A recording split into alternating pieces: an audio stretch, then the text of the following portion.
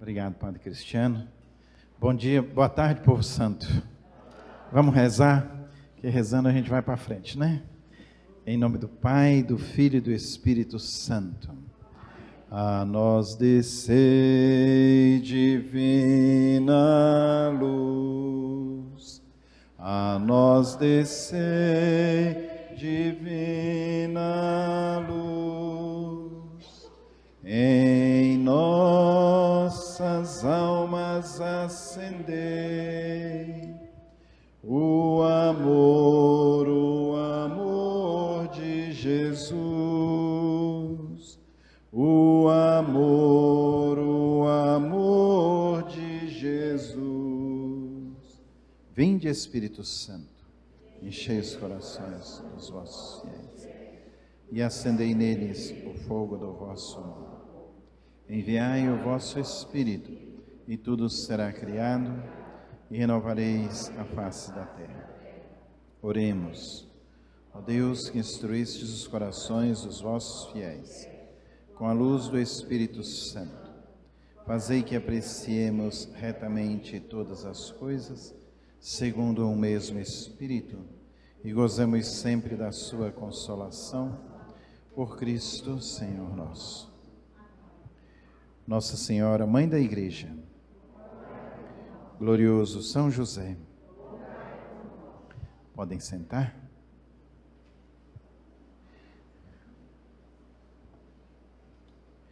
O texto que escolhi para iluminar o nosso momento desta tarde é justamente o texto de Lucas 2, onde Jesus é educado, vamos dizer assim, onde aparece um pouco de como foi a educação de Jesus. Seus pais iam todos os anos a Jerusalém pela festa da Páscoa. Quando chegou aos 12 anos, indo eles a Jerusalém segundo o costume daquela festa, acabados os dias que ela durava, quando voltavam, o menino ficou em Jerusalém, sem que seus pais o percebessem. Julgando que ele fosse na comitiva, caminharam uma jornada e depois procuraram-no entre parentes e conhecidos. Não o encontrando, voltaram a Jerusalém à procura dele. Aconteceu que 3 dias inteiros, depois passados, encontraram-no no templo sentado no meio dos doutores, ouvindo e interrogando-os. E todos os que o ouviam estavam maravilhados da sua sabedoria e das suas respostas. Quando o viram, admiraram-se. Sua mãe disse-lhe: Filho, por que procedestes assim conosco? Eis que teu pai e eu te procurávamos cheios de aflição. Ele então disse-lhes: Por que me procuráveis? Não sabeis que eu devo ocupar-me das coisas do meu pai? Eles, porém, não entenderam o que lhes disse. Depois desceu com eles e foi para Nazaré, e era-lhe submisso. A sua mãe conservava todas essas coisas no seu coração, e Jesus crescia em sabedoria, estatura e graça, diante de Deus e dos homens. Palavra da salvação. Querido irmão Padre Cristiano, filhos muito amados, aqui nós temos 2 aspectos, um acontecimento e a consequência desse acontecimento. O primeiro deles, como o Evangelho bem nos narra, era costume sempre de Jesus, que também seguia a lei com seus pais, era obediente a tudo aquilo que a lei pedia. E a lei pedia que uma vez por ano todos fossem a Jerusalém para a celebração da Páscoa. Isso era obrigatório. E assim eles desceram e, terminados os dias de festa, voltaram para Nazaré. Os biblistas dizem que era normal, naquela época, 2 caravanas, uma de mulheres e outra de homens, até mesmo para a liberdade e mais tranquilidade das mulheres, com suas necessidades filosóficas, e os homens também. Então, durante o dia, ia uma caravana um pouco mais distante dos homens, das mulheres, e à noite se reuniam até para que os homens estivessem novamente com suas esposas e assim as protegessem com seus filhos. As crianças podiam ir numa ou noutra.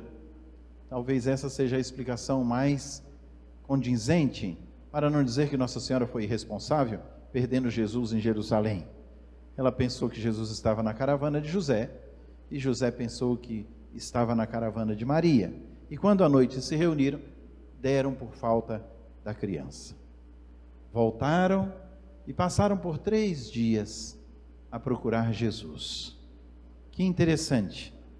Serão também 3 dias para procurarmos a vida depois da morte.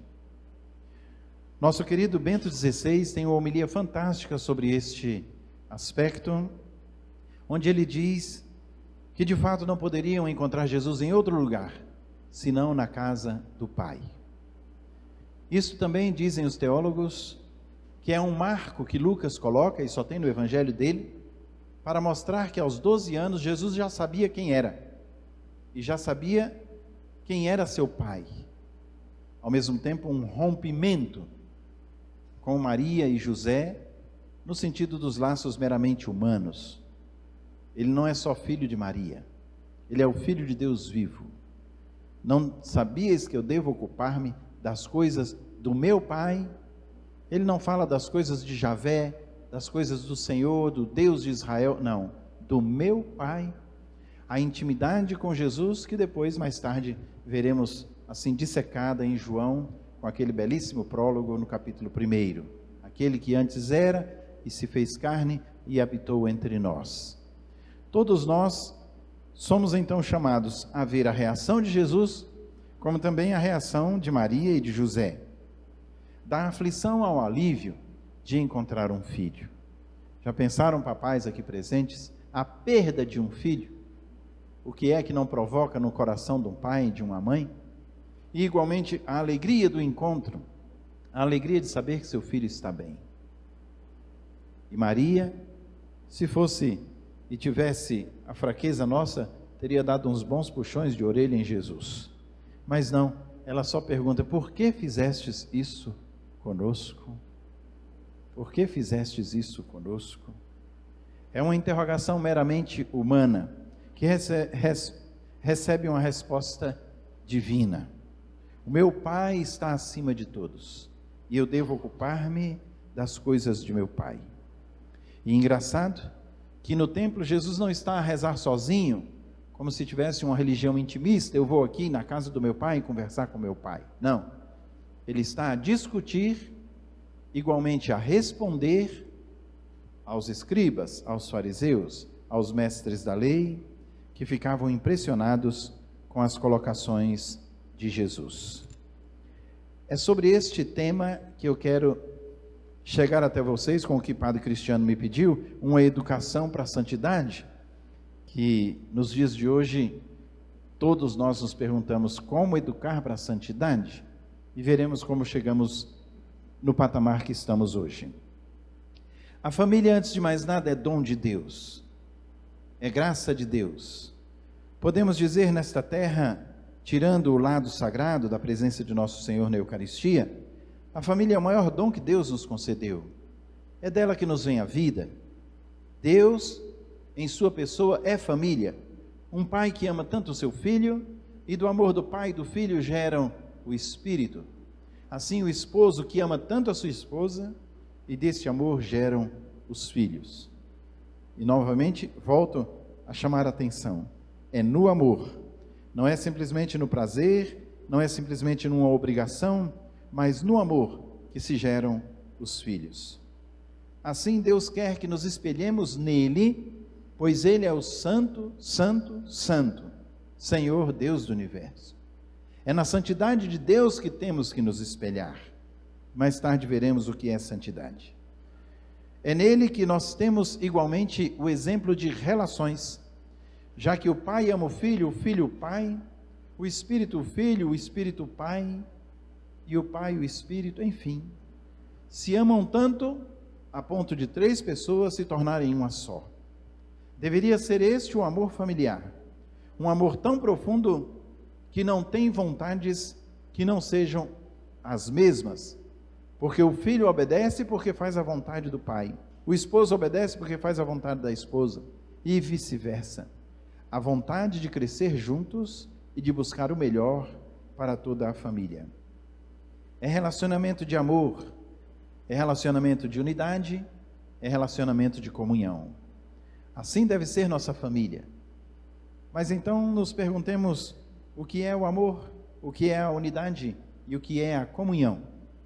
Esses três aspectos em que vocês devem ouvir constantemente, devido a esta paróquia ser dedicada ao Divino Espírito Santo, que é espírito de amor, de unidade e de comunhão. Amar, antes de mais nada, é dar-se, dar de si. Portanto, quem está disposto a amar a esposa ou amar o esposo, deve estar disposto a dar a sua vida. É preciso uma consciência muito mais profunda do amor. Hoje, infelizmente, o mundo traz tantos tipos e definições de amor, a ponto de até o que não é amor ser intitulado amor. E o amor de verdade é colocado talvez por último, desprezado, não compreendido e até mesmo não querido. Porque vivemos num mundo imerso no egoísmo, e esse egoísmo gerado pelo individualismo. Quando a gente fala em individualismo, primeiro sou eu. Quando a gente fala em egoísmo, o que eu vou sair ganhando com isso? Eu penso em mim. Como então eu vou estar aberto a uma relação se eu só penso em mim? É preciso então rever os matrimônios, rever as uniões, rever em que grau nós estamos deste amor. Não duvidamos do amor. E o amor tem suas escalas. Um amor que começa pelo eros é um amor desejo. E a gente já pensa no pecado, porque daí vem o erotismo? Não. Bento XVI, na Deus Caritas Est, diz claramente, Deus é eros, porque Deus nos deseja, Deus nos quer com Ele. Quando esse desejo é bem encaminhado, até o desejo das relações mais íntimas se torna em Deus. Certa feita eu estava com as equipes de Nossa Senhora, e eu dizia também para eles, olhem, até na intimidade do lar, vocês devem rezar. E um deles bem, diríamos, animado, disse, ô padre, eu vou dizer para o senhor que nessa hora eu não lembro de rezar não é?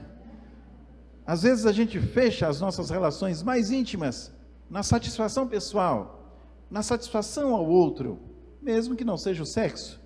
A relação de estar juntos, a relação de comer juntos, mais tarde terá um jantar juntos, a relação de fazer o bem ao outro, e a gente não vê Deus ali. A gente só vê o nosso esforço, a gente vê a nossa iniciativa, é bom a comunidade estar unida, todo mundo comendo juntos, mas a gente não vê Deus ali.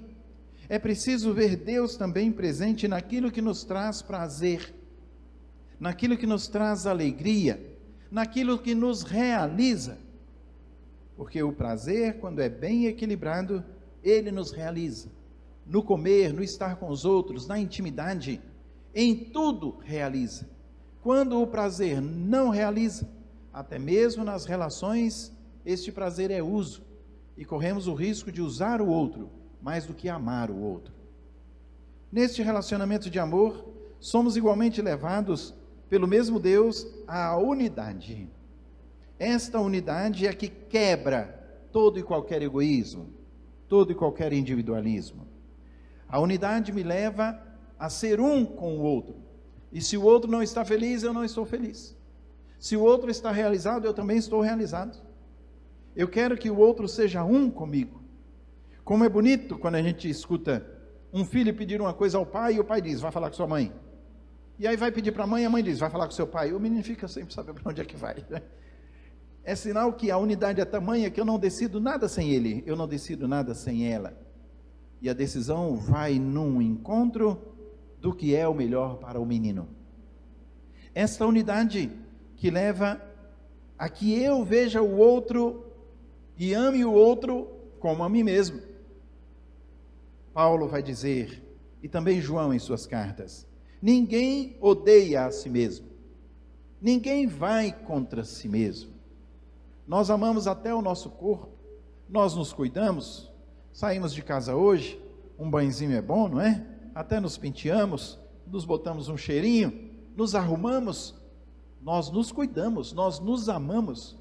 E da mesma forma que amar é cuidar, eu também tenho que cuidar do outro. E veremos que esse cuidado é muito mais do que estética. É um cuidado íntimo e até espiritual. É esta unidade que Deus nos pede. Uma unidade onde também eu saiba levar em conta a vontade, o pensamento e o nível do outro. Não que eu seja melhor que o outro. Não, quantas vezes eu vou aprender com o outro. Então é sinal que naquele ponto ele está mais do que eu. Nem por isso vou me sentir minorizado. Eu aprendo com o outro, mas eu também ensino muito com o outro. Ensino muito ao outro. Isto é unidade. Unidade não é só estar juntos. Podemos ter uma comunidade toda junta e não ser unida. Podemos ter uma comunidade até dissipada, como encontramos hoje na Ucrânia, por causa de uma guerra, e se unirem de tal forma para segurarem seu país.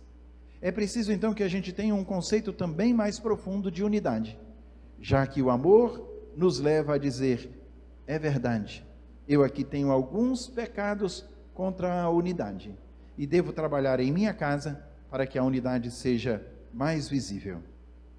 E o terceiro aspecto do relacionamento, a comunhão. Deus é amor, Deus é unidade, um só Deus em três pessoas, e Deus é comunhão, comunhão de vida. Imaginem vocês o pai pensando, eu vou resgatar o homem. Se a gente pode assim antropomorfizar Deus e colocar em Deus um pouco do nosso raciocínio, Deus um dia sentou-se e disse, mesmo ele me dizendo um não, o meu amor é tamanho que eu vou atrás desse homem. E antes que o pai expressasse, como eles são um, Pai, Filho e Espírito Santo, o filho já se adiantou e disse, eu vou, e o Espírito disse, eu vou também. É impressionante como o amor do Pai, do Filho e do Espírito vira comum união. Aquilo que um quer, o outro também quer. Aquilo que um luta, o outro também luta. Aquilo que um sacrifica, o outro também sacrifica.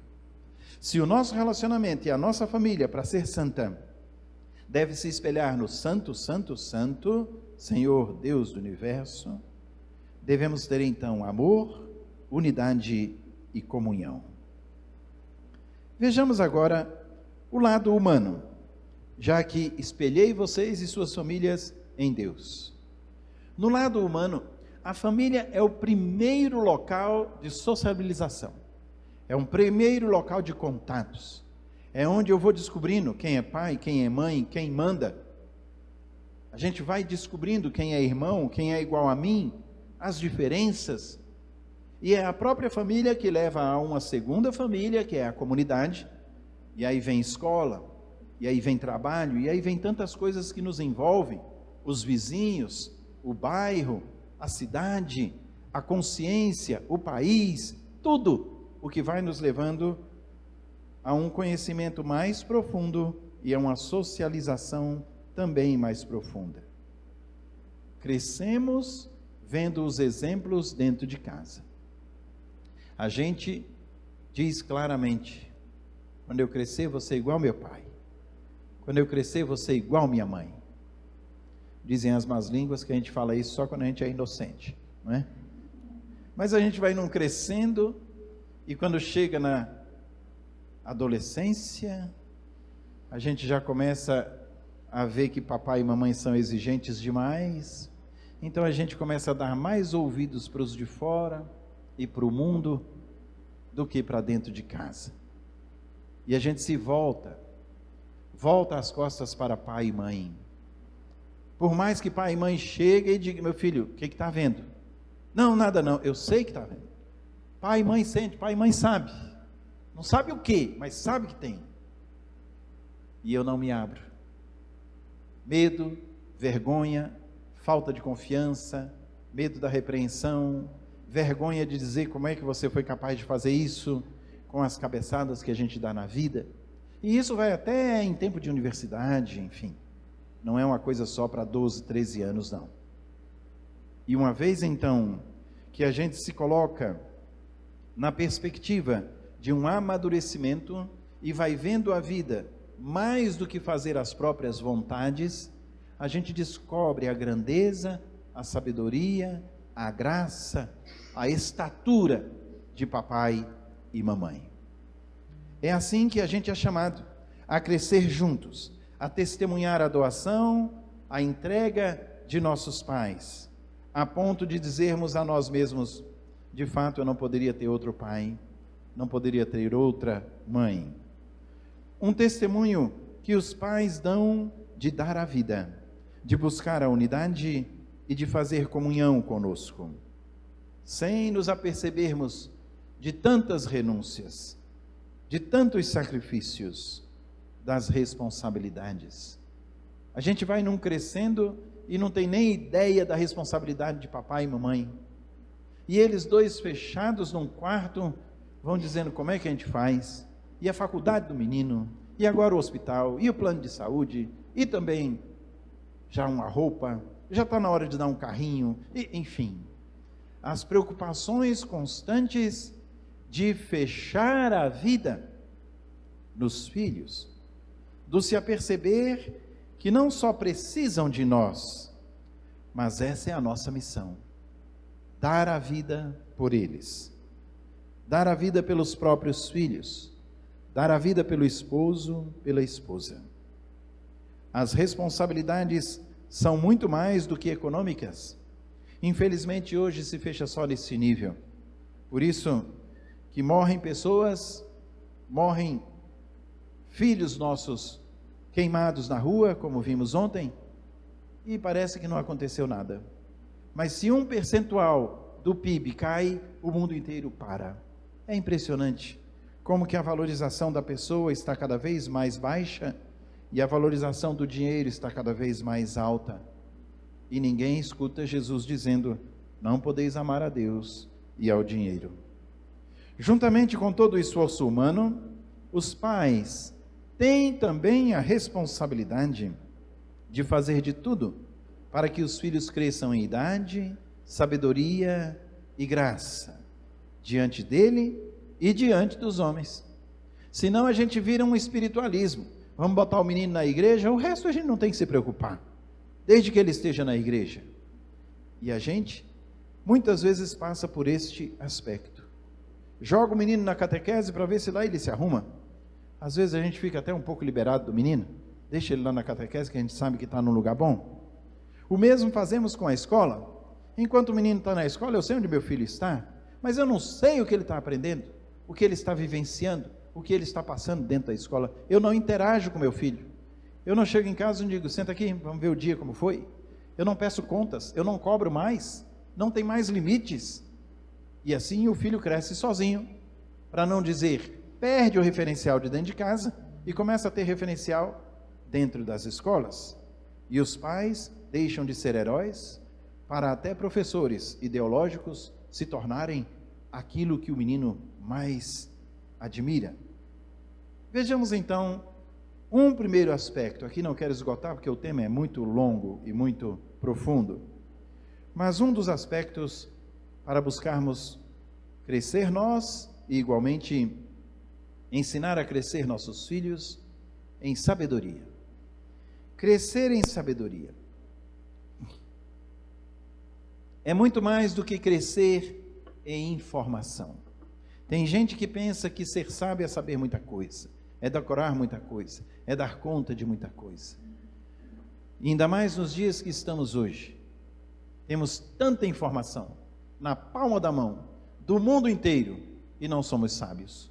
Pelo contrário, nem a internet sabemos utilizar, nem o Zap Zap ou TikTok sabemos utilizar. Somos até escravos deles. Isso não é sabedoria. Sabedoria não é informação, mesmo que a gente tenha que crescer no conhecimento. Sabedoria é, antes de mais nada, crescer em princípios, descobrindo os dons, os carismas que Deus me deu e que deu aos meus filhos, para descobrir igualmente qual é a minha missão, qual é a minha vocação, o que é que Deus quer de mim. No fundo, se perguntar e descobrir qual é o sentido da minha vida. Qual é o sentido da minha vida? A gente tem o sentido de vida simplesmente como obrigação. E agora eu casei e é o jeito, né? Para aguentar essa santa até morrer. A gente tem como uma obrigação. A gente ficou padre, agora é o jeito, né, Cristiano? Morrer só, né? É o que tem para hoje, né? Então a gente, assim, a gente coloca o sentido de vida numa obrigação. E entrei numa encrenca, e é sagrada, ainda mais ser padre, ainda mais bispo. Entrei numa encrenca que eu não tenho mais como sair. E a gente não dá sentido. Corre-se o risco daquilo que eu mesmo escolhi se tornar um peso. Já ouviram um padre dizer: ai meu Deus, ainda tem uma missa hoje? Vocês vão dizer: mas padre, pelo amor de Deus. Agora eu imagino cada um de vocês dizer: ai meu Deus, ainda tem minha mulher hoje? Eu vou dizer: meu filho, você casou. Essa é a sua vocação, essa é a sua missão. Ai meu Deus, ainda tem os meninos. A gente vive se queixando quando a nossa vocação não se torna sentido de vida. E quando o meu sentido de vida, eu vou olhar bem, é egoísmo, é individualismo, é pensar em si, mesmo que não tenha uma maldade premeditada, mas as circunstâncias mesmo vão levando a isso. É preciso então ser sábio para descobrir os carismas que Deus deu, descobrir igualmente a minha missão, a minha vocação. Ontem eu terminei um retiro para o clero de Barreiras. Agora, em toda outra semana que vocês me encontrarem, eu vou estar num canto, viu?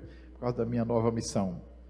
E eu perguntava justamente isso aos padres: o que é ser padre para você? Então vamos dizer que amanhã você descobre um câncer e tem que ficar numa cama o resto da sua vida. Você vai xingar Deus? Vai se revoltar? Vai deixar de ser padre por isso? Ou um acidente? Ou um derrame que você não pode mais falar, não pode mais se movimentar, não tem mais jeito de celebrar? Ser padre é construir catedrais, ser padre é formar movimentos, é a correria de paróquia, tudo isso é ser padre. Mas eu não posso colocar a essência do meu ministério no fazer. Eu tenho que ser um com Jesus, porque se eu for um com Jesus, na cama, no hospital, no cemitério, eu vou estar feliz. Se eu não sou um com Jesus, posso estar até no Vaticano, onde for, eu não vou ser feliz. O mesmo digo para vocês: o que é ser casado? O que é ter uma esposa, um esposo? O que é ter filhos? O que é formar uma família e edificar uma família? Isso é crescer em sabedoria. Ter consciência profunda da nossa missão, para ter consciência profunda do sentido da nossa vida. Hoje vocês podem dizer: Senhor, agora podeis deixar eu ir em paz, porque eu estou bem. Já criei meus filhos, minha família vai bem, já dei para eles o necessário. É entender, é conhecer-se melhor, para tomar escolhas e decisões mais corretas no nosso dia a dia. A sabedoria se descobre e se cresce na sabedoria numa vida de oração, de intimidade com Deus, de leitura das Escrituras, de esforço pessoal e de meditação, não só na palavra de Deus, mas na presença de Deus no meu dia a dia. Por isso que o cristianismo não é só mais uma religião, é um caminho que você pode seguir, como o espiritismo, como qualquer outra seita, como qualquer outra filosofia de vida. Não, o cristianismo é a vida. E assim você, mergulhado na pessoa de Jesus Cristo, você medita, você se esforça, e vão caindo aquelas fichas que na nossa mente a gente diz: ah, agora eu entendi o que Deus quer. Agora eu entendi o que Jesus quer de mim. Ser sábio é colocar todas as suas energias no descobrir o que é que Deus quer de você. Fugir ao supérfluo. Buscar razões profundas para as minhas atitudes. Nas nossas imaturidades e na nossa juventude, a gente quer uma moto, a gente quer uma Ferrari, a gente quer tanta coisa. Na nossa maturidade, a gente tem o necessário. É outro aspecto para ser sábio. Descobrir o que é necessário, descobrir o que é possível. É necessário um celular? É. Nos dias de hoje é necessário todo mundo ter um celular. Precisa ser o mais caro e o mais moderno hoje? Não. igualmente com carro, igualmente com casa, com bens materiais. A gente fica de olho numa Ferrari e não agradece o Fusquinha, que me leva todo dia para o trabalho. Como a gente é ingrato. Como a gente não percebe o dedo de Deus no nosso dia a dia, a nos mover e a dizer: ei, seja sábio, eu te dei o necessário, você já tem o necessário. E o sábio é aquele que vive dignamente com o necessário, e aquilo que passa do necessário, ele faz necessidade para os irmãos. É aí onde eu penso no pobre, é aí onde eu penso na doutrina social da igreja, é aí onde eu me faço família com as outras famílias, para não dizer: não, o nosso é nosso e acabou. Vocês não escutam isso? Não estudou? Aí onde é que está. A gente é capaz até de humilhar o outro. Não busquemos razões e justificativas humanas para não fazer a caridade. É sábio aquele que vence a própria vontade, quando essa o arrasta na concupiscência para os vícios, os prazeres momentâneos, as infidelidades e todo tipo de pecado, de tristeza, de queda e de dor. É sábio aquele que caminha no conhecimento do Senhor e na obediência dos seus preceitos. A sabedoria de Deus foi personificada e se chama Jesus Cristo. Não é à toa que Nossa Senhora é chamada sede de sabedoria. Nela habitou a sabedoria do Pai. Então, se quisermos ser sábios, devemos nos espelhar no crescimento de Jesus em sabedoria. Ele ia descobrindo todos os dias a sua missão. Não pensemos que Jesus aos 12 anos já sabia como ele ia morrer. Ninguém aos 12 anos sabe como vai morrer. Nós hoje podemos ainda, Pode ser um câncer, pode ser a Covid que leva a pode ser qualquer coisa, a gente pode endireitar pelo momento que estamos passando, mas ninguém sabe, é só suposição. Igualmente Jesus. Mas quando a gente vê a transfiguração que meditamos no início deste mês, Moisés e Elias conversavam com Jesus sobre o modo como ele daria a vida, sobre a sua paixão. Ali Jesus, já adulto, previa e começou a dizer para os apóstolos: o Filho do Homem vai sofrer, vai ser rejeitado, vai morrer, mas ao terceiro dia ressuscitará. Eu fico a imaginar o que Moisés e Elias diziam para Jesus: o Pai nos mandou te dizer isso. Você vai passar por tudo isso, mas a sua glória vai ser aqui, como esta transfiguração. E você atrairá todos a si, na sua cruz e na sua glória. Ser sábio é justamente isto: caminhar no conhecimento de Deus, na intimidade de Jesus, na imitação do Filho de Deus vivo. A sabedoria que vem do alto tome nossos corações, para que nós de fato cresçamos neste aspecto de conhecer, mergulhar e descobrir-se em Deus. Nosso amado João Paulo II, a quem eu tenho tanto carinho e sempre tenho me espelhado muito nele, a sua primeira encíclica chamou-se O Redentor dos Homens, Redemptor Hominis. E nessa encíclica, ele pegava um texto da Gaudium et Spes, um documento do Vaticano II, e ele dizia claramente: o homem só é homem quando ele se espelha em Jesus Cristo. E quanto mais conhecer a pessoa de Jesus Cristo, mais o homem se torna humano, mais o homem se torna homem. Homem com H maiúsculo, e aqui é homem e mulher, não é? No sentido mesmo da humanidade. Porque nós fomos feitos à imagem e semelhança de Deus. Seus filhos foram feitos à imagem e semelhança de Deus. Assim, vejamos qual é a imagem de Jesus, para nos assemelharmos a Ele. Crescer em estatura.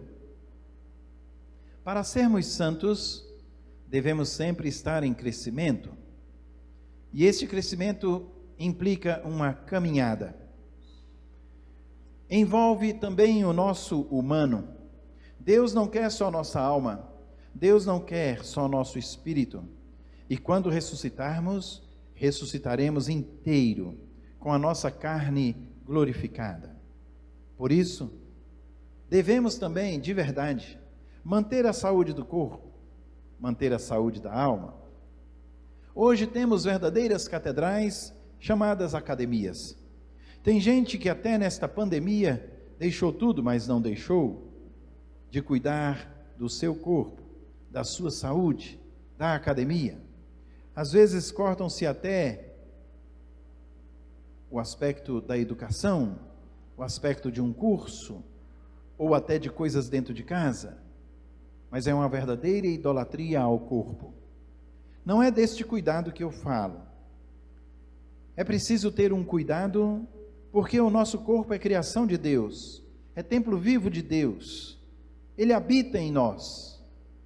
Crescer em estatura se refere também ao visual, é verdade, mas este visual, que é beleza de Deus, mais do que atrativo dos homens, é um visual do homem inteiro. Nós somos conhecidos justamente pelo que nós somos. Começamos a ser conhecidos pelos nossos pais. É o filho da Dona Maria, é o filho do seu Antônio. A gente é conhecido por aqueles que nos geraram. E de repente nos tornamos conhecidos pelas nossas capacidades. Nos tornamos conhecidos pelos nossos relacionamentos. É preciso que cresçamos no lado humano. E crescer no lado humano é, antes de mais nada, crescer nas virtudes humanas. Independente até mesmo de uma fé, vamos dizer que a gente pudesse tirar a fé aqui de lado. O que é crescer em virtudes humanas? Educação, relacionar-se, tantos outros aspectos do nosso dia a dia, da nossa convivência social. Tem muita gente que ainda está mergulhado no que Jesus condenou, o farisaísmo, que por dentro é um, mas por fora é outro. Às vezes agradabilíssimo por fora, mas por dentro muito amargo e cheio de vinganças, amarguras e ais. É preciso ver como estamos por dentro para ver se somos também equilibrados fora.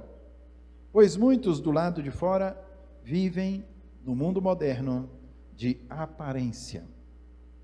Eis a grande tentação de crescer em estatura, crescer em aparência, crescer seja num corpo bombado ou crescer parecendo que eu sou muito santo e muito bonzinho para todos.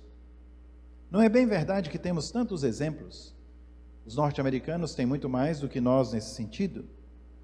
Esses loucos, desequilibrados, que entram numa escola com uma metralhadora, matam um bocado de criança, e depois vão entrevistar os vizinhos. Não, era uma pessoa boa, educado, ajudava a gente. Que passa na cabeça de uma pessoa assim?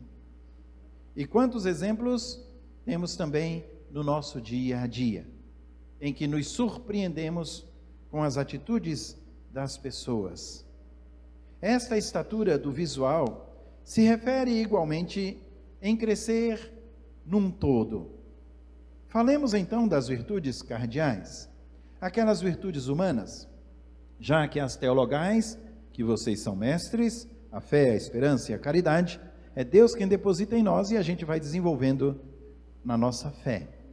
As cardeais somos chamados a uma vivência com nossos irmãos.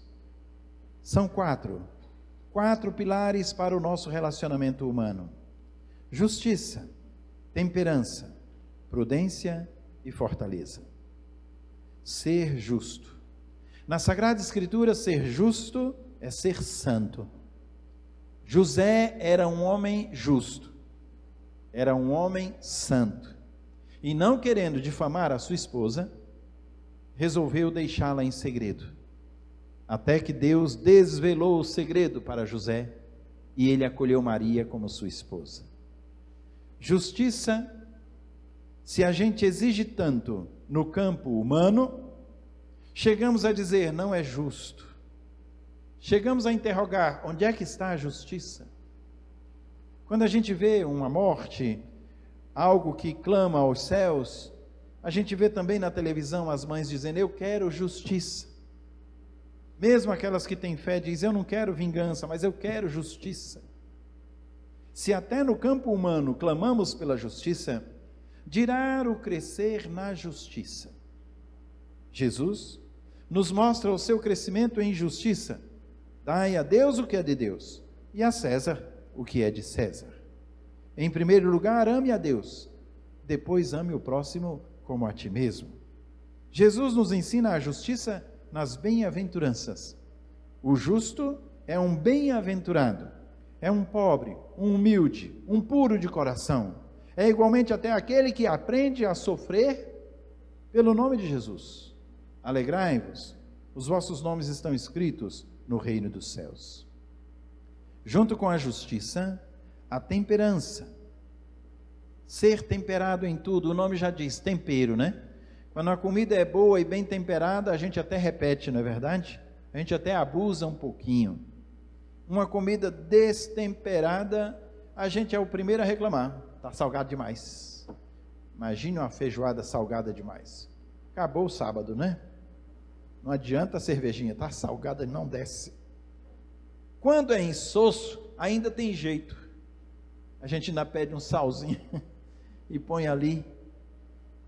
É melhor, às vezes, a gente se descobrir insosso, que ainda tem jeito, do que salgado demais com as nossas irreverências e com as nossas decisões orgulhosas, que não voltamos mais atrás.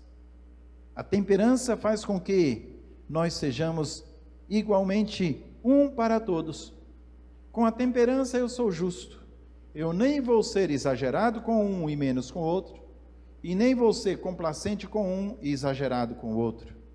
É preciso ser justo, como Cristo foi justo. E na justiça de Cristo, encontramos também o que falta muito nos dias de hoje: correção. Eu estou delineando de tal forma que sirva para nós adultos e que vocês vão meditando o que falta lá dentro de casa para as nossas crianças, jovens, nossos adolescentes. A correção nos falta, às vezes para não quebrar o clima. Não, a gente já exige demais. O vizinho faz, como é que a gente vai fazer? Não adianta eu falar, ele vê na internet e faz. Enfim, falta correção, falta limites. Isso não é crescer em humanidade, não é crescer em estatura. Vejam que Jesus, mesmo dando a Pedro o primado, tu és Pedro, sobre essa pedra ficarei a minha igreja. Na hora em que Pedro diz, Senhor, que conversa é essa de sofrer e morrer? Afasta-te de mim, Satanás. Você não tem os pensamentos de Deus, mas dos homens. Jesus é justo até mesmo com aquele que ele escolheu para estar à frente dos seus. Um pai é justo, uma mãe é justa, quando faz o filho enxergar a vala onde ele vai cair, o erro onde ele está, ou igualmente a luz para o seu caminho. Meu filho, você não está vendo que por aqui vai dar certo? Exige sacrifício, mas vá que vai dar certo. Pai e mãe tentam ser justos desde pequenos, com atitudes muito corriqueiras, mas que nós não damos muita atenção. Basta um bater na mãozinha, não pode. Ali eu já estou ensinando meu filho a ser justo. E quando um pai e uma mãe desesperada vê um filho chegar em casa com um presente, quem te deu? Onde você pegou? Vamos voltar lá na escola. Quem foi que... Já fica desesperado pensando que o filho já passou a mão em alguma coisa que não era dele. E às vezes o inocente até ganhou de presente. Mas é o cuidado da mãe e do pai para dar ao filho um senso de justiça. Desde a divisão, até no pãozinho do café da manhã, até nas coisas, no brincar juntos, nos brinquedos, nos livros de estudo, no ajudar um ao outro, um que sabe mais, ajude o seu irmão, até mesmo na justiça daqueles que estão mais adoentados e precisam de mais atenção. A temperança e a justiça caminham juntas. E eu, sendo temperado, eu saberei dizer a palavra certa. Quem tem a virtude da temperança é aquele que escuta a palavra de Jesus. Não se preocupe, na hora o Espírito de Deus falará em ti. A prudência, assim conhecida como mãe de todas as virtudes. A prudência e caldo de galinha, diz o mineiro, não faz mal a ninguém. Assim, nós crescermos na prudência faz com que cresçamos também na temperança e na justiça. Ser prudente é não julgar antecipadamente, é dar tempo ao tempo, é esperar em Deus, é mesmo quando a gente não sabe uma resposta, esperar que Deus vai dá-la a nós nas próprias circunstâncias. Ser prudente em todo e qualquer espaço. Eu posso estar dentro de uma igreja e eu posso estar dentro de uma boate me divertindo.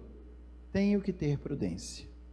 Prudência no agir, prudência no falar, prudência no se manifestar, prudência também no julgar, mesmo que seja um julgamento bem interno. E não é verdade que nossa consciência nos acusa, quando mesmo sem falarmos nem para a esposa ou nem para o marido, a gente julga alguém e a gente diz, eu acho que julguei errado. Como pessoa humana devemos crescer no valor da vida, e a prudência nos faz fortes. O dom da fortaleza, a fortaleza de não se deixar levar por ideologias, por coisas que passam. Quando eu vejo até nossos padres um pouco assanhados para A ou para B, não é? No sentido ideológico, eu sempre dou esse exemplo para eles. Nosso amado e inesquecível Dom Falcão, nos anos 60, ele era considerado muito progressista, porque era a favor da missa no vernáculo, que a missa fosse na língua do povo, que naquela época era tudo em latim. Depois que veio para Brasília, foi considerado muito conservador, a ponto de ser um dos pináculos contra a teologia da libertação no nosso Distrito Federal, o que nos protegeu bastante, até de outras cidades mais vizinhas, que infelizmente o clero foi todo minado por uma doutrina marxista. Enfim, o que nós podemos dizer sobre ser imprudente? É quando colocamos todas as forças em nós mesmos ou naquilo que possuímos. Lembrem-se das mulheres imprudentes, não levaram óleo nas lâmpadas, confiaram nelas mesmas, não, o noivo vai chegar e já a gente entra, enfim, não se precaveram. Assim, pai e mãe sejam prudentes, precavendo a vida de seus filhos, de tal modo que a prudência leve à fortaleza de dizer um não e um não quando tem que ser não. E não, não é talvez. Quando o meu não se torna talvez, a gente já tem que se interrogar. Qual é o interesse que eu estou tendo em cima daquilo ali? Ser forte, vencer a tentação, vencer tudo aquilo que quer nos derrubar. Eis o dom da fortaleza. Eis os 4 pontos das virtudes humanas em que devemos crescer. Jesus era justo, era igualmente temperado, era prudente e era forte. E buscava esta força na intimidade com seu Pai e na oração. É só se lembrar do Getsemane. Para onde Jesus foi? Foi rezar na hora em que sentiu sua alma conturbada. A pessoa humana tem que valorizar sua vida, tem que respeitar o outro, respeitar também a natureza, respeitar a si mesmo. Isso é crescer em estatura, é ser alguém que é modelo para os outros, é ser tão querido pelas virtudes que onde está, todos buscam estar juntos, nos cuidados com tudo o que nos rodeia. Tudo o que nos rodeia é presente de Deus. Lembrem-se que sua saúde é para estar para os outros. Eu tenho saúde para servir aos outros. Eu não tenho saúde só para mim mesmo. Tanto que quando eu não tenho saúde, eu sou servido. Tem alguém para estar por mim. Lembre-se igualmente que todo o aspecto da vida humana faz com que cresçamos em estatura como grandes homens e mulheres que nos precederam e são para nós exemplo de vida. Assim podemos buscar nos santos, na vida da igreja, podemos buscar em grandes pessoas que passaram na nossa vida, sempre temos a dizer, olha, essa pessoa me ajudou muito. Na época eu estava começando, sabia, essa pessoa foi um anjo de Deus na minha vida. Isto é reconhecer um crescimento em estatura, reconhecer também aqueles instrumentos que Deus colocou no meu dia a dia para que eu fosse quem eu sou hoje. Crescer na graça. Para crescermos na graça, temos que ter, antes de mais nada, a consciência de que Deus nos ama. Deus nos ama tanto, que mesmo do jeito que a gente é, Ele continua nos amando. Ele chega a dizer, olha, não foi isso que eu pensei para você. Você vai se dar mal aí, mas se você quer, eu não vou ser aqui um empecilho no seu erro. Seria talvez mais fácil, não é? Mas Deus não seria um pai, seria alguém a nos manipular, seria alguém a nos mandar, seria mais patrão do que pai. E Deus, sendo pai, Ele nos ama e nos quer com Ele. Deus quer que experimentemos esta profundidade deste dar-se. Deus nos quer um com Ele, que todos sejam um, Pai, como eu e tu somos um, e Ele seja um em nós para que o mundo creia. Deus quer formar conosco comunhão de vida, que a nossa vida seja em Deus e que Deus esteja na nossa vida. Será que em alguns momentos da nossa vida eu digo, Deus, cai fora que aqui o Senhor não cabe não, o Senhor está me atrapalhando aqui, não quero o Senhor aqui não. A gente dispensa Deus, a gente dispensa Jesus. Ou todos os dias eu me pergunto, Deus esteve comigo hoje? Eu estive com Deus hoje? E não falo só dos momentos de oração, porque orar na ação é também o olho de Deus e presença de Deus. E na nossa ação do dia a dia, seja em casa, no trânsito, no trabalho, onde quer que estejamos, ali estamos com Deus, conversando com Ele. Muitas vezes sem percebermos, Ele nos percebendo, Ele nos amando, Ele sorrindo para nós. Quantas vezes vemos Deus tentando nos corrigir para não cairmos? Mas também quantas vezes eu imagino Deus olhando para o maligno e dizendo, está vendo meu filho lá embaixo? É meu filho, é minha filha. Olha lá como ele está fiel, olha lá como ele está firme, mesmo com a cruz que está carregando, mesmo com a dificuldade que está passando. Deus nos ama e nos quer com Ele. Crescer em graça é quando mostramos por palavras e, sobretudo, atitudes que nós também amamos a Deus. Que Deus nós amamos e como amamos a Deus. Amá-lo, diz a Escritura, é guardar seus mandamentos. Crescer em graça, então, é aprender a viver os 10 mandamentos. E confesso a vocês que muitos católicos, muitos cristãos, ainda têm os mandamentos como peso. Parece que Deus tudo diz, não pode isso, não pode aquilo, não pode isso. Deus é um legalista que está me dando aqui um bocado de lei para que eu não cumpra? Não. Os mandamentos nos libertam. E a gente experimenta isso. Quando a gente vai contra um dos mandamentos de Deus, a consciência acusa. Quando a gente consegue vencer uma tentação e cumprir o mandamento, a gente fica feliz.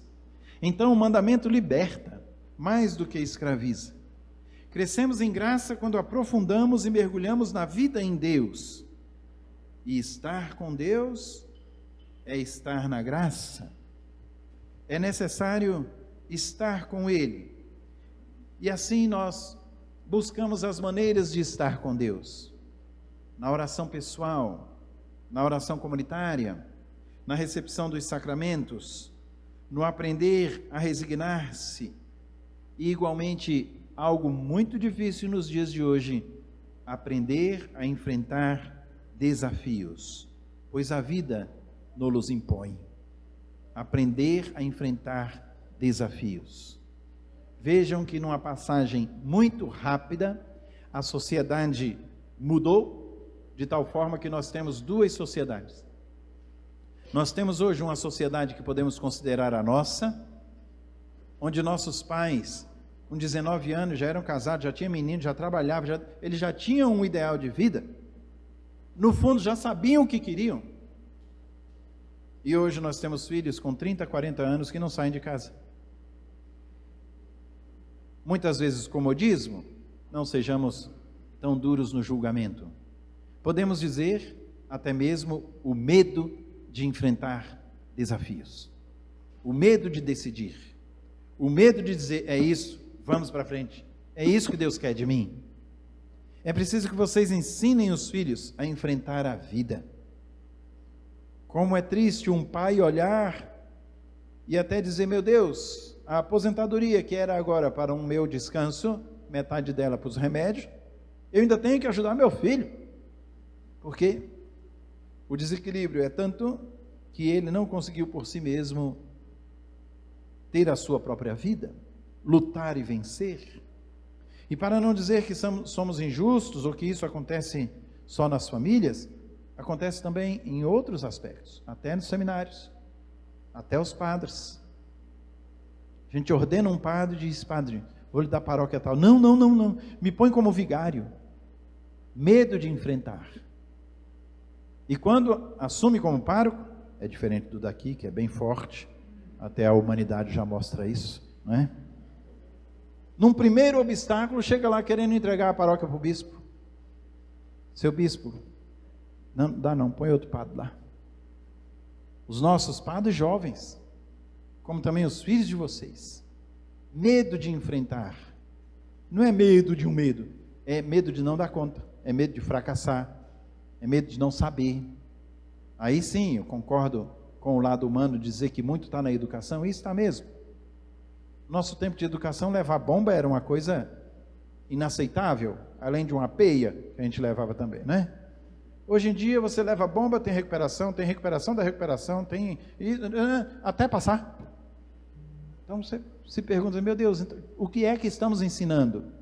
Os meninos não têm mais raciocínio, porque não leem mais. Estamos no mundo do visual, e tudo é o visual.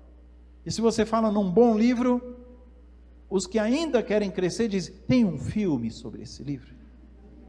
É mais fácil eu ver o filme do que me debruçar sobre um livro. O livro não é só a história em si, é vocabulário, é expectativa, é pensamento, é desenvolvimento do raciocínio. Mas não, é mais fácil eu ver um filme que tudo fica só no romance, no sentimental e no emocional, e eu não cresço com aquilo. Por isso que no primeiro momento em que o pai aperta e diz, como é que vai? Dando a chorar. O senhor também não vê o que eu faço de bom, só vê meus defeitos, porque é o emocional, é só o sentimental que conta, é disso que eles estão sendo alimentados, então é isso que eles dão de volta. Se eu estiver aqui exagerando, vocês me corrijam. É o nosso dia a dia, é o que encontramos nos nossos jovens. Encontramos jovens que chegam num vestibular e dizem, para que eu vou fazer o vestibular? Não sabe para que vai fazer, não tem opção, procura o mais fácil ou procura aquilo que o pai e a mãe às vezes apertou, faça direito, abre portas, faça computação, que está dando muito dinheiro, busca o que dá dinheiro, busca o que abre portas, não busca o que é realização para o menino. Pai e mãe deveriam conhecer tantos filhos, que diz, os dons dos meus filhos, qual é? E às vezes o dom dele é de ser veterinário, e o pai está lá, eu quero você médico, quero você isso, quero você aquilo, exigindo do menino aquilo que ele quer. Veja o que seu filho tem dom, e igualmente reconheçam quando os filhos também são fracos, que o pai quer que o filho seja um Einstein, e o filho é só um São João Maria Vianney, então não pode me exigir assim tanto, não é? É preciso que a gente coloque os filhos no lugar onde eles vão ser felizes. Como isso? Descobrindo na graça de Deus quais são os dons que Deus deu para meu filho. De pequenininho a gente vê isso. O que o menino tem mais facilidade e o que ele tem mais dificuldade. O mesmo podemos também olhar para a nossa própria vida. Crescer na graça requer obediência.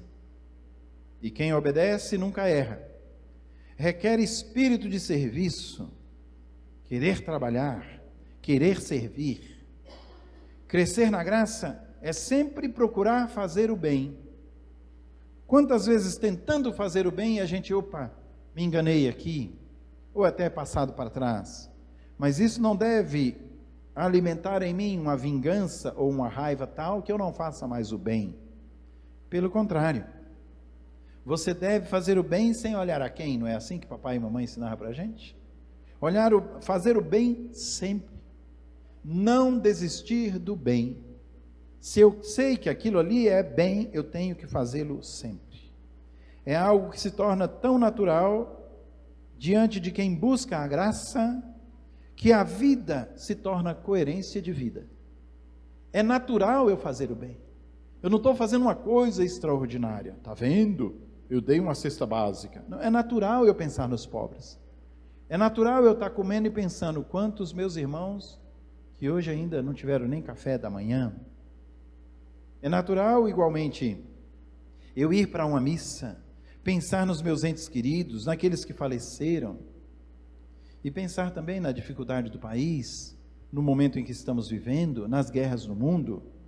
Enfim, quem é do bem sempre faz bem.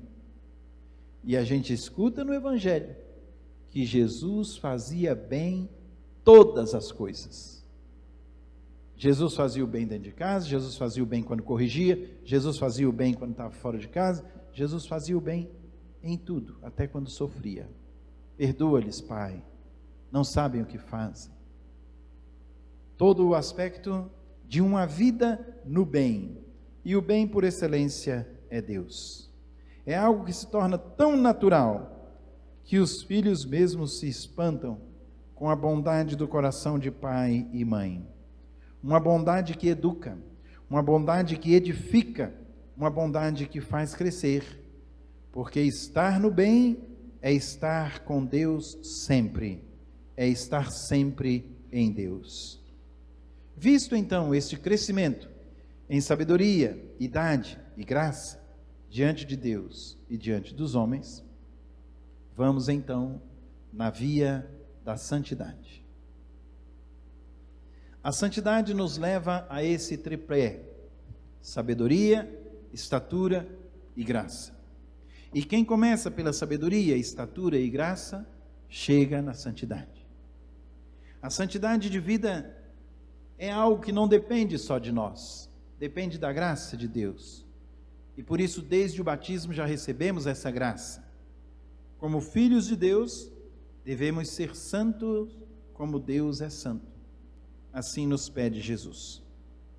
A santidade de Deus se manifesta no seu agir. Fez tudo belo, e Deus viu que tudo era bom. Encontramos no livro do Gênesis. A santidade de Deus se dá também na sua misericórdia. Vai atrás da ovelha perdida. Vai atrás de ovelhas que não são do seu redil. Acolhe o filho pródigo com um abraço, um anel no dedo e sandálias nos pés, e o manto da graça, porque voltou à vida novamente. É assim Deus conosco. Deus não foi bom, Deus é bom. Deus continua sendo bom. E Ele é bom porque é santo. A santidade e bondade estão unidas. A sabedoria, a estatura e a graça nos levam a um crescimento de santidade. Cresce a capacidade igualmente de influenciar. Nosso amado, também inesquecível Dom Ávila, ele dizia: santo atrai. Santo atrai. E eu dizia: de fato, Dom Ávila, como é que é isso? Diz, santo atrai quando ele fala, e santo atrai até quando ele morre. Vai no cemitério, no enterro de um santo, está lotado. Pode ser uma senhorinha, pode ser um senhor, pode ser um padre, está lotado. Porque santo atrai, santo arrasta. É a capacidade de influenciar. Hoje, nós estamos aí, nos dias modernos, falando dos influencers, né? Ou influencers, me perdoe o neologismo. Perguntamos-nos se conseguimos influenciar por toda uma vida santa. Você consegue ainda hoje influenciar seus filhos, influenciar seu marido, influenciar sua esposa a uma vida de santidade? Teve um tempo que eu escutei uma santa esposa dizendo: padre, Eu vi uma palestra do senhor que o senhor disse assim: às vezes a gente cai naquela, namorei com um, casei com outro. Namorei esse menino, ele era de ir para o Santíssimo Sacramento de madrugada rezar, ele era de rezar terço, toda vez no nosso namoro a gente não voltava para casa sem rezar o terço juntos, meditar a palavra de Deus, não perdia a missa, foi só casar. Parece que é um pagão dentro de casa. Ainda manda eu rezar por ele, que ele é pecador mesmo. Olha, justifica o erro. O fraco é assim. Ao invés dele se levantar, não, ele quer ficar deitado e diz: faz por mim, porque eu não dou conta mesmo, então faz você por mim. E nós, tantos anos de casados aqui, influenciamos para o bem, influenciamos na santidade sempre, continuamos levando o outro a crescer. Eu posso olhar para minha esposa e dizer: minha esposa é santa. Não é só porque me aguenta, não. É porque influencia tantos outros. A presença dela arrasta. Meu marido é um santo. Não é só porque me aguenta também, não. É porque a presença e a vida dele arrasta tantos outros. É presença de amor, é presença de unidade, é presença de comunhão. Somos guiados pelo Espírito Santo de Deus. Espírito de amor, espírito de unidade, espírito de comunhão. Quando conseguimos influenciar para uma vida boa, arrastamos nossos irmãos para a santidade. E o que é bom sempre arrasta. O que é bom sempre fica marcado. O que é bom chega a provocar, inclusive, incômodo. Eu me recordo dos meus amigos de infância, que não eram tanto assim de igreja, mas, modéstia à parte, quando eu era menino eu jogava muito bem, então eles sempre me queriam no time deles, e como eu era pobre, não tinha como ir para aqueles clubes lá do Motonáutico, iate e tudo, eles tinham as carteirinhas, então eles ficavam na porta da igreja, esperando a missa terminar, eu sino coroinha do Dom Ávila, e eu terminava a missa, já tirava a batininha, dentro das bicicletas, e ia para o Motonáutica ou para o iate, para a gente jogar bola, né? E a gente se pergunta: onde estão esses meus amigos hoje? Muitos deles vêm que eu nem conheço mais, gordos, enormes. Eu ainda estou mais jeitoso, né? E eles vêm, lá eu era chamado de maninho, dizem: maninho, você lembra de mim? Não. Lá da vila que a gente jogava bola. Meu filho, como é que vai sua vida? Ai, casei, separei, casei de novo, separei de novo. Assim, umas vidas todas atrapalhadas. Não que eu era o santo e eles eram os pecadores, não. Mas engraçado como hoje, depois de 40 anos, eles vêm buscar o maninho. Era uma coisa que me chamava a atenção, porque quando eles me chamavam para o erro também eu não ia. E eles já diziam: não, vai ser padre. Não, isso aí vai ser padre. Era a desculpa deles.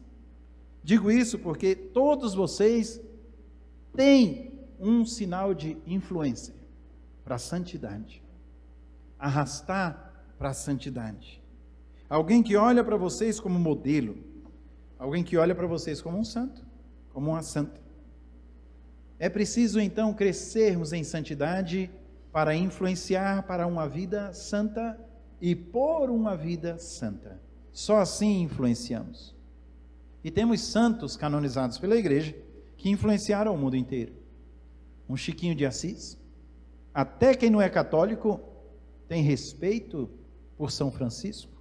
Os naturalistas, os espíritas, enfim, tem Francisco como modelo de vida. Não é, meninos? Então a gente tem que se espelhar também naqueles que Deus nos colocou como modelos. Modelos até para quem não crê. João Paulo II dizia, no Brasil, quando ele esteve aqui: precisamos de santos de jeans, precisamos de santos jovens. Hoje eu poderia, parafraseando João Paulo II, precisamos de santos na internet, precisamos de santos nas academias, precisamos de santos nas baladas, nas vidas diferenciadas dos nossos tempos, também nas diversões, como em toda parte.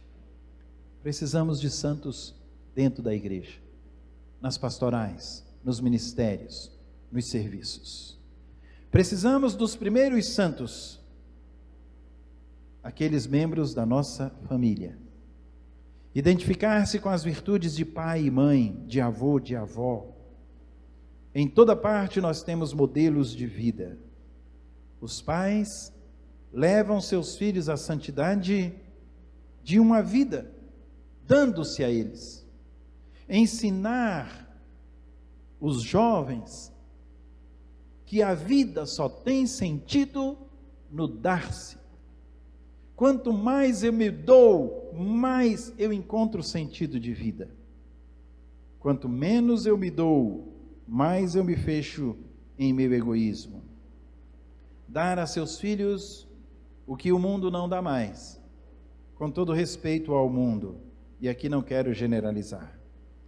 Mas vocês são chamados a dar a seus filhos, antes de mais nada, o que fazem já automaticamente os estudos, a formação. Eu quero que meu filho seja alguém na vida. Nos nossos tempos, a gente ouvia falar ainda de Mobral, não é? De tanta gente que não sabia nem ler, nem escrever. Hoje nós temos uma facilidade grande, com as dificuldades econômicas, lógico, mas de portas que se abrem para os estudos. Os estudos vão fazer seus filhos crescerem em estatura, estudos humanos, estudos também no campo espiritual. O segundo aspecto que vocês devem dar a seus filhos, que o mundo também hoje não dá, é o caráter. O caráter acompanha a vida inteira. O caráter a gente não aprende nem em seminário, vem de berço. É o pai que diz não, é a mãe que diz, não pode isso não é certo, meu filho, mesmo quando o filho já está adulto. Guardar o caráter para serem homens de verdade.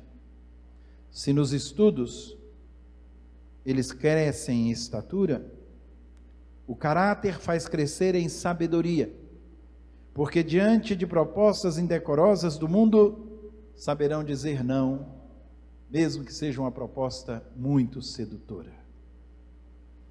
É preciso dar caráter aos nossos filhos, para que amanhã vocês mesmos não digam, eu não reconheço meu filho. E o terceiro aspecto que também o mundo não dá, e só papai e mamãe podem dar, a fé. A fé no Filho de Deus vivo, que é sabedoria de Deus, loucura para o mundo, mas sabedoria de Deus. Uma sabedoria que se doa totalmente até derramar a última gota de sangue, quando poderia ter salvado o mundo com uma gota de sangue. É sabedoria quando nos faz todos irmãos. É sabedoria quando diz que o seu Pai é nosso Pai, seu Deus e nosso Deus. A fé vai ser fortaleza para seus filhos, até mesmo quando eles perderem vocês.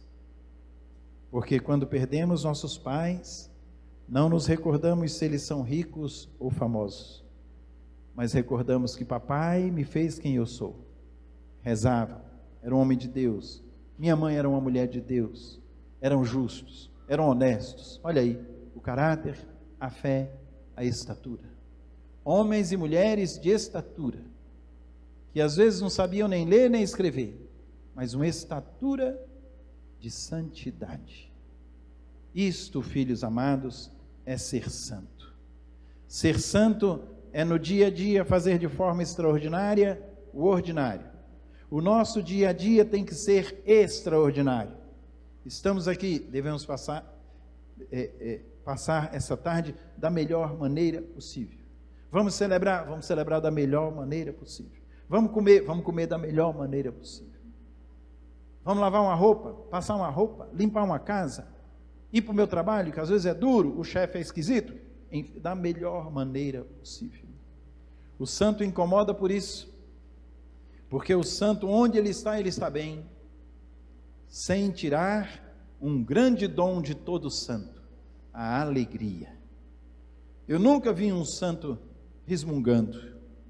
O santo, ele sempre é alegre no que faz, mesmo quando está sofrendo. Lembrem-se dos mártires. Iam para as covas dos leões cantando os salmos. Que coisa impressionante. Todos os santos, inclusive nossa amada Clara, que celebramos ontem, né? Anteontem, né? Santa Clara, que passou a sua vida, a maior parte da sua vida, sofrendo, com dores, e sorrindo, e incentivando suas filhas. Orientar os filhos a uma vida reta e virtuosa. Combater com coragem o que não vem para o bem. Cuidar na influência e modismos de hoje. Saber o que seu filho quer da vida. Hoje nos faltam projetos. Ajude seu filho a fazer um bom projeto de vida. Mesmo assim, e acima de tudo, confiar em Deus. Junto com o nosso esforço pessoal, a graça de Deus nos acompanha. E temos Maria, José e hoje nossa Madre Dulce dos Pobres como modelo. Ave Maria, cheia de graça, o Senhor é convosco. Bendita sois vós entre as mulheres, e bendito é o fruto do vosso ventre, Jesus. Santa Maria, Mãe de Deus, rogai por nós, pecadores, agora e na hora de nossa morte. Amém. Nossa Senhora das Graças, glorioso São José, o Senhor vos abençoe, vos guarde, vos faça crescer em santidade e vos dê saúde, proteção e paz. Em nome do Pai, e do Filho, e do Espírito Santo. Obrigado pela paciência.